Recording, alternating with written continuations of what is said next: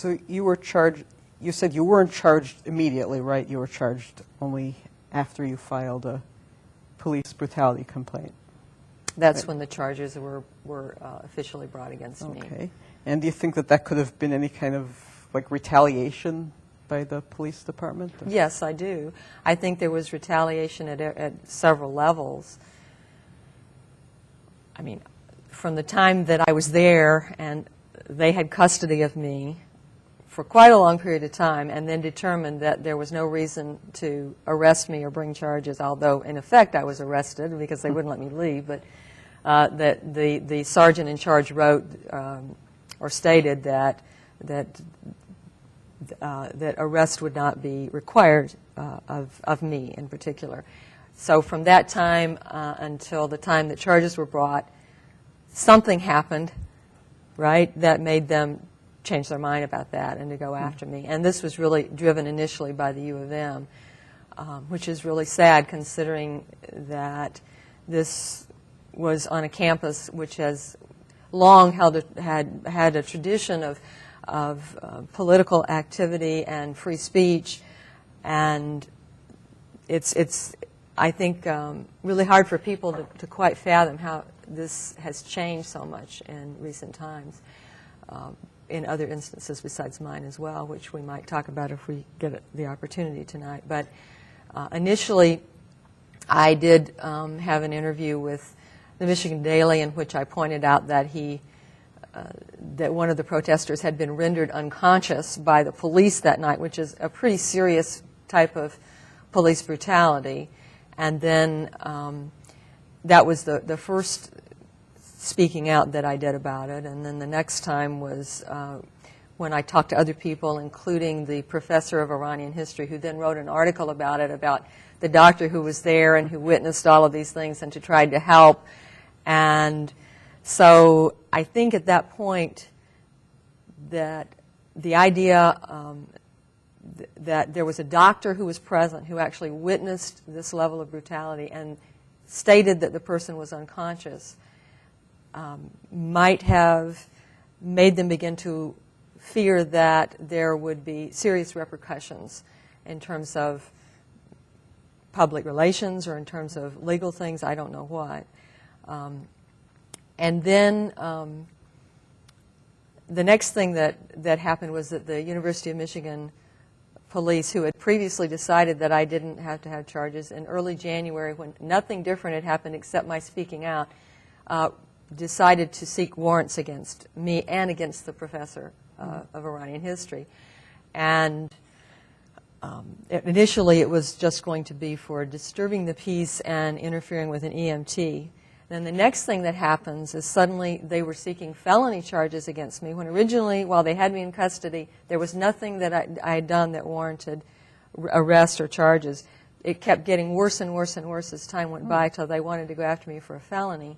And then, after I filed my police brutality complaint, not knowing that this was all cooking in the background at that point, the prosecutor then leveled the charges against me, not for a felony, but for 2 misdemeanor counts. And do you think that this case could have a chilling effect on other people who might want to file complaints about police brutality in the future? Absolutely. I think also that if you decide that you're going to file a police brutality complaint and then they come back and they charge you, you can't proceed with it any further. Then you're just locked into this battle to try to defend yourself. And that seems like a very effective form of repressing people who complain about police brutality. So this sounds like a really horrible situation. You know, of course, I can't imagine that anything that happened that night was something that you feel good about, but what do you think in an ideal world should have happened? I think that the university should have respected the constitutional right to free speech of the dissenters. I think that the University of Michigan should have followed their own free speech policy, which allowed for heckling. The presentation was not stopped. He completed his presentation. You mean? Tanter. Okay. He was able to complete his presentation, and we were in the question and answer period. and the first person who was taken out wasn't even speaking at the time that she was taken down. I think that in an ideal world, none of that would have happened. And if somebody did get brutalized by the police, then I think in an ideal world that I would have been able to fulfill my obligation as a physician without being brutalized myself and assaulted and then subsequently charged with a crime. I think that in an ideal world that the paramedics, when they came, would have followed their own protocols. And what are those? If they encounter a physician on scene who is already involved in taking care of a patient, they have very specific protocols which stipulate that they are to request the credentials of that person, which they did not do, and to put the physician in contact with the medical control physician who, in the context of that discussion, a decision is made as to whether the physician on scene is to be in charge or the medical control physician is to be on charge. None of that happened. And I think that in an ideal world that they would have followed their own protocols and what is proper medical practice for dealing with a person with a head injury who's unconscious and who should not be getting forced to breathe toxic fumes. And I think that in an ideal world that they would have been really glad that the paramedics and that the HVA would have been really glad that there was a physician there who said, stop this, because it's totally conceivable that he could have had very serious consequences, even potentially death, had I not intervened and stopped them from what they were doing. You don't think you're being overly dramatic by No, saying, I don't. I think that it's possible. I don't think it's a very high likelihood of death, but I think that they were doing the wrong thing and that they should have come to me and said, you know, your intervention was appropriate and we will make sure that he does not do this in the future. That's what I think should have happened in an ideal world.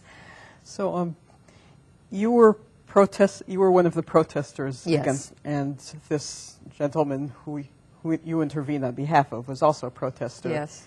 So do you think you would have intervened as passionately if the person being handled by the police were someone with whom you politically disagreed, like, say, someone who wanted nuclear war against Iran? Of course. I mean, I've treated